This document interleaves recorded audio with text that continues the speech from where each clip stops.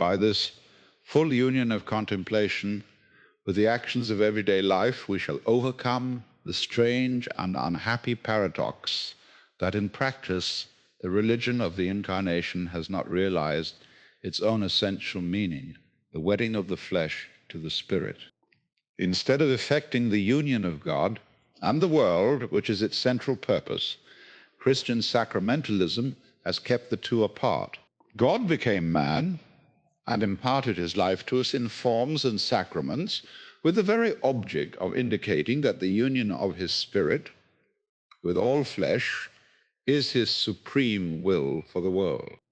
But in practice, Christians have frustrated the divine will by confining the life of the Spirit to the forms from which it was intended to spread and flow for the sanctification of all created things.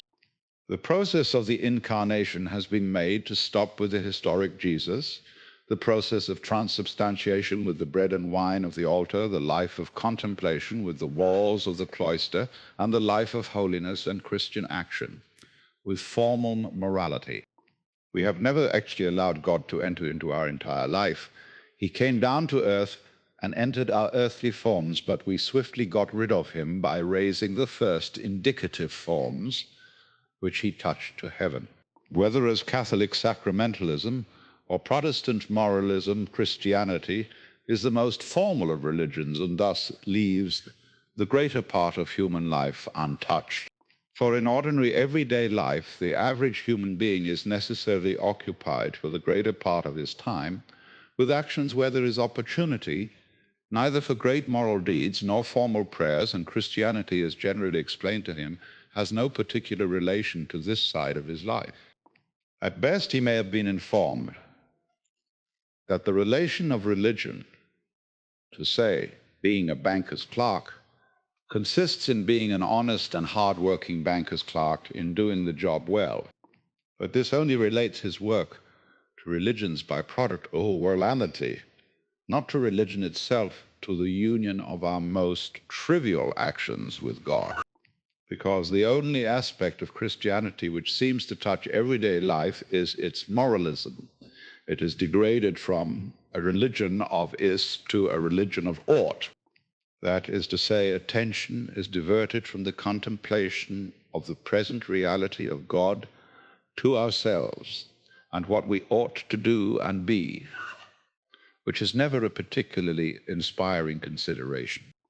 This failure to realize the implications of the Incarnation, to accept the gift of union with God to the flesh in all its aspects, and the substitution of self-conscious moralism for the contemplation of God in the here and now, are the basic reasons for the present weakness of the Christian religion. Almost all current attempts to revive the church are so much whipping of a dead horse instead of taking it to him who is the resurrection and the life. In general, Christians are so self-consciously preoccupied with the things they ought and ought not to have done, and thus with what they ought now to do by way of Christian action in a world gone mad, that they are absorbed in themselves instead of in God. At this time, therefore, the renewal of Christianity depends solely on accepting the Incarnation in all its fullness. For without the realization of God's love for the world, we can love neither the world nor God. The vision opened to us by a fuller understanding of the Incarnation affords material for the writing of a new sum of theology, applying it to every aspect of Christian doctrine and life in a manner appropriate to the maturing mind of Western man.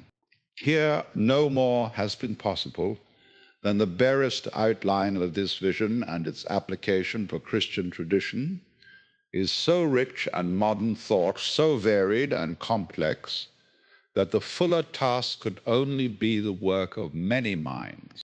Such a sum of theology may or may not be necessary. It is, however, absolutely necessary for our world that the Church and the Christian religion become the greatest of powers in its life and culture. But there is no true spiritual power apart from union with God and the Church. is not a creative power in the modern world, because Christians have in general no consciousness of this union. Therefore, it must be said again that the mystical life is necessary not as a special vocation for the few, not as a life practicable only for those who can in some degree detach themselves exteriorly from the world, but as the general and central life of the entire church. For without the consciousness of God in the soul and of the soul in God, Christianity in this age, and for modern man, can be no more than a superficial mimicry of spirituality and of the virtues and achievements of the past. Properly understood, the Incarnation shows us that this consciousness is not reserved to the specially holy or the specially favored, neither does its realization demand a long course of spiritual gymnastics possible only for those who have time and opportunity. In its deepest meaning, the good news of the gospel is that union with God is a free and universal gift, and that the consciousness of it is presented to us in the eternal now. In short, that the love of God is generous beyond comprehension. To refuse that love is proud and ungracious in the extreme, even when concealed under such seemingly excellent motives as the fear of presumption. When we become aware that God's love for the world is literally infinite, the matters with which modern church religion occupies itself in place of the contemplation and the teaching of this love seem exceedingly small and trivial. It is not surprising that more and more they have become the preoccupation of a relatively small group, consisting for the most part of persons whose vision is both narrow and superficial. Of these, some are sincerely puzzled at their lack of power and are working eagerly but blindly to commend the Christian religion to the modern mind. Others, however, are content to congratulate themselves that they possess a truth which the world must accept or be damned. This kind of religion appeals not at all to the better minds of our age, who believe in all sincerity that institutional Christianity is a dead backwater, and the multitudes simply follow their opinion. A mature understanding of Christianity may not be immediately possible for immense numbers, but it is by no means beyond the reach of the intellectual and spiritual leaders of the modern world. If it is commended to them, the multitudes will take courage and in due time grasp some of its rudiments. But if the church wastes all her energy in going to the masses with rehashed versions of the religion of our infancy and adolescence, the world's increasingly large number of finer minds will remain unconvinced, and therefore the masses too. The Church did not conquer the Roman Empire until, in the terms of those days, she had shown herself intellectually respectable and spiritually mature, and because underlying and informing that intellectual and spiritual splendor, there was a conviction of union with God that made death and torture seem unimportant.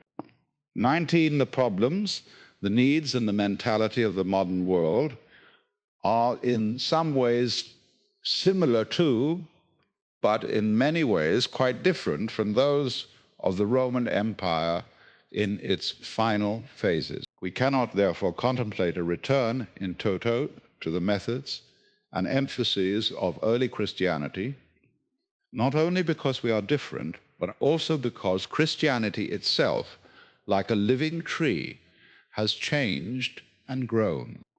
In the light of a fuller appreciation of the Incarnation, we can see, for example, that the early church's concept of union with God was actually monophysite in attempting to divinize the flesh beyond its proper limits. But in many respects, the principles are the same. There must be the conviction of union and civilization, must be approached at its highest level with an appeal suited to the intellectual and spiritual maturity of its best minds. But whether the modern world is to be convinced or to remain unconvinced, it is the solemn obligation of the Church not to hide her light under a bushel, not to conceal the depth and the riches of the divine love under terms and symbols which have become incomprehensible, whose force and meaning have been lost. The central truth of the gospel and the incarnation, the gift of divine union, must be stated clearly and without fear. Its implications for theology, for morals, and for worship must be thought out, felt out, and made plain. To fail in this is to cloud the splendor of God, which is that without let to his absolute holiness and self-sufficiency, he has made himself one in love and one in life with every finite and errant member of his universe, here and now.